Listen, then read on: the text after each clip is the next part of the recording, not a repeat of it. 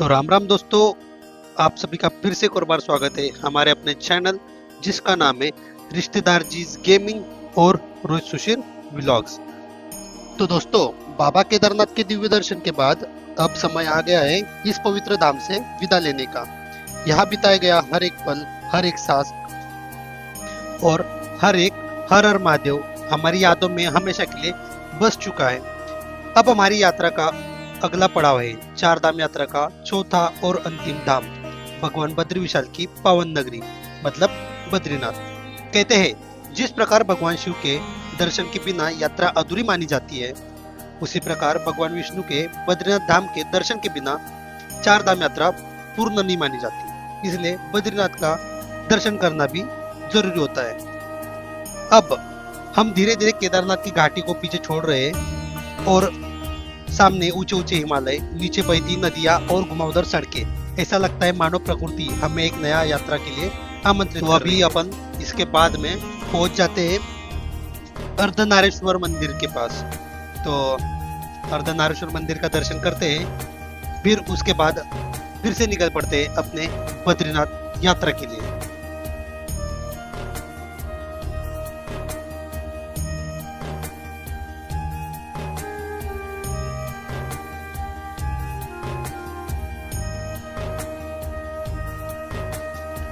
उत्तराखंड की खूबसूरती सिर्फ उसके मंदिरों में नहीं बल्कि इन पहाड़ों, इन नदियों और इन रास्तों में भी बसती है।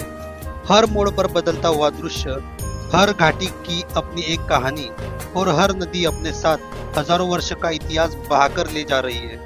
यही कारण है देवभूमि उत्तराखंड सिर्फ घूमने की जगह नहीं बल्कि आध्यात्मिक अनुभव एक का जीवंत रूप है।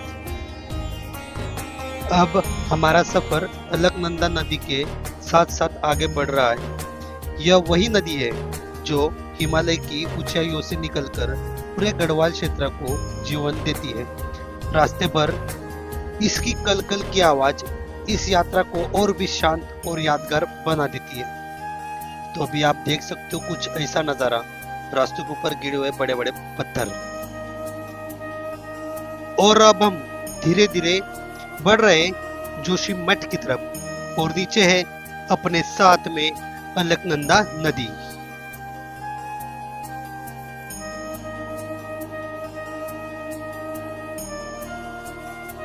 तो दोस्तों, अभी हम पहुंच चुके हैं जोशी मठ। रात की रोशनी में चमकता यह पवित्र नगर अपनी अलग ही पहचान रखता है। जोशी मठ का प्राचीन नाम ज्योति मठ है। मान्यता है कि 8वीं शताब्दी में जगत गुरु आदि शंकराचार्य ने यहाँ 4 प्रमुख मठों में से एक ज्योति मठ की स्थापना की थी। यह स्थान केवल एक शहर नहीं बल्कि सनातन धर्म के महत्वपूर्ण आध्यात्मिक केंद्रों में से एक माना जाता है। जोशी मठ की सबसे खास बात यह है, जब सर्दियों में भारी बर्फबारी के कारण बद्रीनाथ धाम के कपाट बंद हो जाते हैं, तब भगवान बद्री विशाल की उत्सव मूर्ति यही स्थित नरसिंह मंदिर में लाई जाती है। अगले 6 महीनों तक यही भगवान की पूजा अर्चना होती है। यही कारण है कि जोशी मठ को बद्रीनाथ धाम का शीतकालीन निवास भी कहा जाता है। तो दोस्तों, अभी हम पहुंच चुके हैं विष्णु प्रयाग। यह उत्तराखंड के प्रसिद्ध पंच प्रयागों में से एक है। यही पवित्र अलकनंदा नदी और धवली गंगा नदी का दिव्य संगम होता है। चारों ओर हिमालय की ऊंची ऊंची चोटियां, बीच में वेग से बहती दोनों नदियां और उनका यह अद्भुत संगम इस स्नान को बेहद दिव्य और मनमोहक बना देता है। धार्मिक मान्यता है कि इसी स्नान पर देवर्षि नारद ने भगवान विष्णु की कठोर तपस्या की थी। उनकी तपस्या से प्रसन्न होकर भगवान विष्णु ने उन्हें यही दर्शन दिए। इसी कारण इस पवित्र संगम का नाम विष्णु प्रयाग पड़ा। तो दोस्तों, संगम के ठीक पास स्थित यह प्राचीन विष्णु प्रयाग मंदिर भगवान विष्णु को समर्पित है। चारों ओर बहती अलकनंदा और धौली गंगा की पवित्र धाराएं, हिमालय की विशाल पर्वतमालाएं और इस प्राचीन मंदिर का शांत वातावरण यहाँ आने वाले हर श्रद्धालु को एक अद्भुत आध्यात्मिक अनुभव देता है। अगर आप बद्रीनाथ धाम की यात्रा पर आए तो विष्णुप्रयाग संगम के साथ इस प्राचीन मंदिर के दर्शन भी अवश्य करें। एक नई सुबह, एक नई ऊर्जा और एक नया आध्यात्मिक अनुभव। आज हम निकल पड़े हैं चार धाम यात्रा के अंतिम धाम भगवान बद्री विशाल की नगरी बद्रीनाथ की ओर।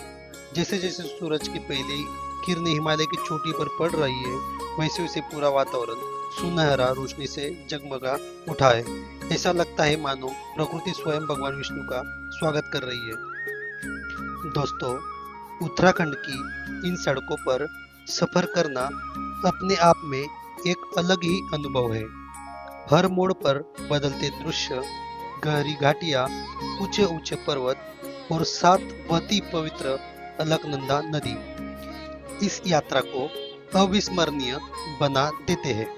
आगे बढ़ते हुए हम कई पवित्र स्थानों से और संगमों से गुजरते हैं, जो सदियों से श्रद्धा और आस्था के प्रतीक रहे हैं।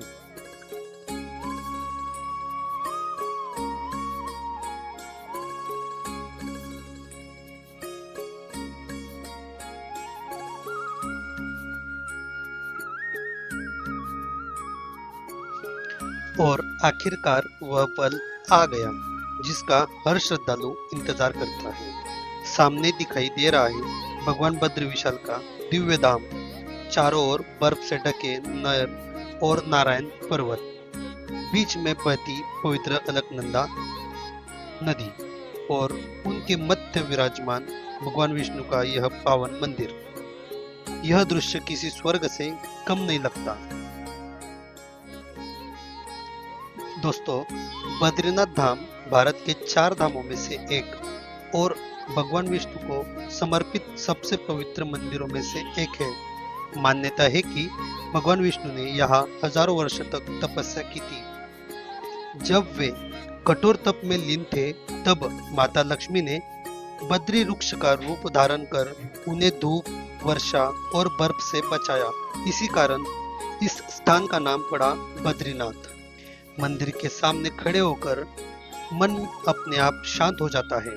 घंटियों की मधुर ध्वनि, भक्तों का जय घोष और चारों ओर फैली दिव्य ऊर्जा हर किसी को आध्यात्मिक अनुभव कराती है। ऐसा लगता है मानो भगवान विष्णु स्वयं अपने भक्तों को आशीर्वाद दे रहे हैं। सच में बद्रीनाथ धाम की यात्रा जीवन का एक ऐसा अनुभव है जिसे शब्दों में पूरी तरह व्यक्त करना संभव नहीं। इस समय हम खड़े हैं भारत के सबसे पवित्र तीर्थों में से बद्रीनाथ धाम। समुद्र तल से लगभग 3133 मीटर की ऊंचाई पर स्थित यह पवित्र धाम उत्तराखंड के चमोली जिले में है। अलकनंदा नदी के तट पर बसा हुआ है। दर्शन करने से पहले अधिकांश श्रद्धालु मंदिर के पास स्थित तप्त कुंड में स्नान करते हैं। यह प्राकृतिक गर्म पानी का कुंड है और धार्मिक मान्यता है कि इसके जल से स्नान करने के बाद भगवान बद्री विशाल के दर्शन करना अत्यंत शुभ माना जाता है। दोस्तों, बद्रीनाथ धाम के कपाट हर वर्ष में गर्मियों में खुलते हैं और सर्दियों में भारी बर्फ के कारण बंद कर दिए जाते हैं। तो दोस्तों, अभी हम पहुंच चुके हैं भारत का पहला गांव माना गांव में। समुद्र तल से लगभग 3200 मीटर की ऊंचाई पर स्थित एक छोटा सा गांव उत्तराखंड के चमोली जिले में बद्रीनाथ धाम से लगभग 3 किलोमीटर की दूरी पर स्थित है। भारत तिब्बत सीमा के बेहद करीब बसा यह गांव अपनी प्राकृतिक सुंदरता, धार्मिक मान्यताओं और प्राचीन इतिहास के लिए पूरी दुनिया में प्रसिद्ध है। दोस्तों, जैसे ही आप इस गांव में प्रवेश करते हैं, वैसे ही आपको ऐसा महसूस होता है मानो समय कई सदियों पीछे लौट गया हो। पत्थरों से बने पारंपरिक घर, संकरी गलियां, पहाड़ी संस्कृत और यहाँ रहने वाले भोले भाले स्थानीय लोग इस गांव को एक अलग ही पहचान देते हैं। आज भी यहाँ के लोग अपनी पुरानी परंपराओं को, संस्कृति को पूरी श्रद्धा से निभाते हैं।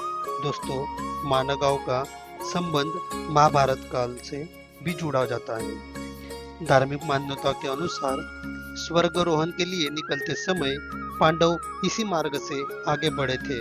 इसी कारण यह पूरा क्षेत्र सनातन धर्म में अत्यंत पवित्र माना जाता है। यही आगे भीम पुल, सरस्वती नदी, व्यास गुफा और गणेश गुफा जैसे कई ऐतिहासिक और धार्मिक स्थल हैं जिनके बारे में हम आगे विस्तार से जानेंगे।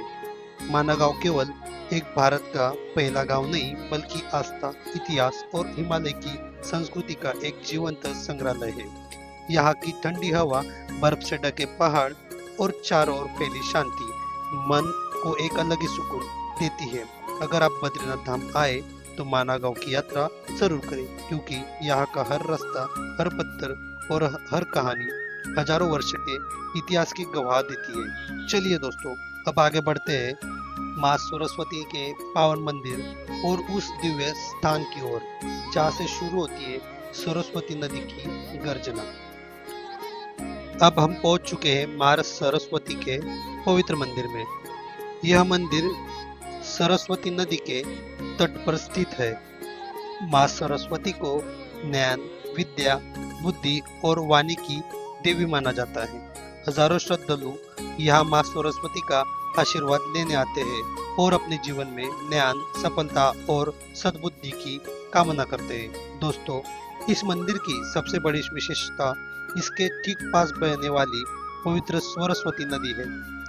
धार्मिक मान्यता के अनुसार यही से माँ सरस्वती प्रकट होती है।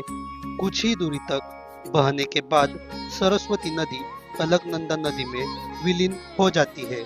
इसीलिए यह स्थान सनातन धर्म में अत्यंत पवित्र माना जाता है। मंदिर के चारों ओर हिमालय की ऊंची ऊंची चोटियां, ठंडी हवाएं और सरस्वती नदी की प्रचंड गर्जना इस स्थान को और भी दिव्य बना देती है। ऐसा लगता है मानो प्रकृति स्वयं माँ सरस्वती की महिमा का गुणगान कर रही हो।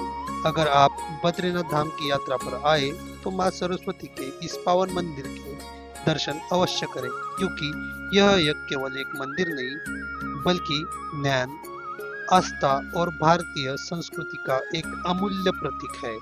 अब आगे हम चलेंगे उस अद्भुत स्थान की ओर जहां महाभारत का काल से जुड़ी एक अनोखी कथा आज भी जीवित है। वह स्थान है भीमपुल। आइए उसकी कहानी जानते हैं। माना गांव के सुप्रसिद्ध और रहस्यमयी स्थानों में से एक है भीमपुल। पहली नजर में एक विशाल चट्टान दिखाई देती है, लेकिन इस चट्टान के पीछे महाभारत काल से जुड़ी एक अद्भुत कथा छुपी हुई है। धार्मिक मान्यता के अनुसार महाभारत युद्ध के बाद जब पांडव स्वर्ग की यात्रा के लिए हिमालय की ओर निकले तो उन्हें रास्ते में तेज वेग से बहती सरस्वती नदी मिली। नदी का प्रवाह इतना प्रचंड था कि उसे पार करना लगभग असंभव था। तब पांडव में सबसे बलशाली भीम ने एक विशाल शिला उठाकर नदी के ऊपर रख दी ताकि माता द्रौपदी और अन्य पांडव आसानी से नदी पार कर सके। इसी विशाल शिला को आज भी भीम पुल के नाम से जाना जाता है। आज भी हजारों श्रद्धालु और पर्यटक इस अद्भुत स्थल को देखने आते हैं। नीचे गर्जना करती सरस्वती नदी और उसके ऊपर रखा यह विशाल पत्थर हर किसी को आश्चर्यचकित कर देता है। चाहे आप इसे धार्मिक आस्था के रूप से में देखें या इतिहास और परंपरा के रूप में, लेकिन यहाँ खड़े होकर मन में एक अलग ही श्रद्धा जाग उठती है। यह वही मार्ग है जहाँ से पांडव अपने अंतिम स्वर्गारोहण की यात्रा पर आगे बढ़ रहे थे। अब हम आगे बढ़ेंगे एक ऐसे स्थान की ओर जहाँ महर्षि वेदव्यास ने दुनिया के सबसे महान महाकाव्य महाभारत की रचना करवाई। चलिए चलते हैं व्यास गुफा की ओर। तो दोस्तों, यह वही स्थान है जिसका संबंध भारत के सबसे महान महाकाव्य महाभारत से माना जाता है। यह है व्यास गुफा। धार्मिक मान्यता के अनुसार महर्षि वेदव्यास ने इसी गुफा में बैठकर महाभारत, 18 पुराण और कई अन्य पवित्र ग्रंथों की रचना की थी। लेकिन इतने विशाल महाकाव्य को लिखना एक सामान्य कार्य नहीं था। इसलिए महर्षि व्यास ने भगवान गणेश से अनुरोध किया कि वे इस दिव्य ज्ञान को लिखे। भगवान गणेश ने एक शर्त रखी कि महर्षि व्यास बिना रुके बोलते रहेंगे। अगर वे बीच में रुके तो वे लिखना बंद कर देंगे। तब महर्षि व्यास ने भी एक शर्त रखी कि भगवान गणेश हर श्लोक का अर्थ समझेंगे, बाद ही उसके लिखेंगे। इसी कारण जब जब महर्षि व्यास को समय चाहिए होता, वे गूढ़ और कठिन श्लोक बोलते और उसी दौरान अगले श्लोक की रचना करते। ऐसा माना जाता है कि यही से महाभारत के अमर ग्रंथ की रचना प्रारंभ हुई। आज भी इस गुफा में प्रवेश करते ही एक अद्भुत शांति और आध्यात्मिक ऊर्जा का अनुभव होता है। चारों ओर हिमालय, प्राचीन शिलाएं और हजारों वर्ष की तपस्या की गूंज मानो आज भी यह महसूस की जा सकती है। अगर आप मानगांव आए तो इस पवित्र व्यास गुफा के दर्शन अवश्य करें, क्योंकि यह एक केवल गुफा नहीं बल्कि भारतीय ज्ञान, संस्कृति और सनातन परंपरा की अमूल्य धरोहर है। तो दोस्तों, अब हम पहुंच चुके हैं पवित्र गणेश गुफा में। यह वही स्थान माना जाता है जहां भगवान श्री गणेश ने महर्षि वेदव्यास द्वारा सुनाए गए महाभारत के दिव्य श्लोकों को लिपिबद्ध किया था। इसी के साथ हमारी यह दिव्य यात्रा अपने अंतिम पड़ाव की ओर बढ़ रही है। अगर आपको हमारी यह यात्रा पसंद आई हो तो वीडियो को लाइक करें, अपने परिवार और दोस्तों के साथ शेयर जरूर करें। चलो फिर मिलेंगे। येता जाता राम राम।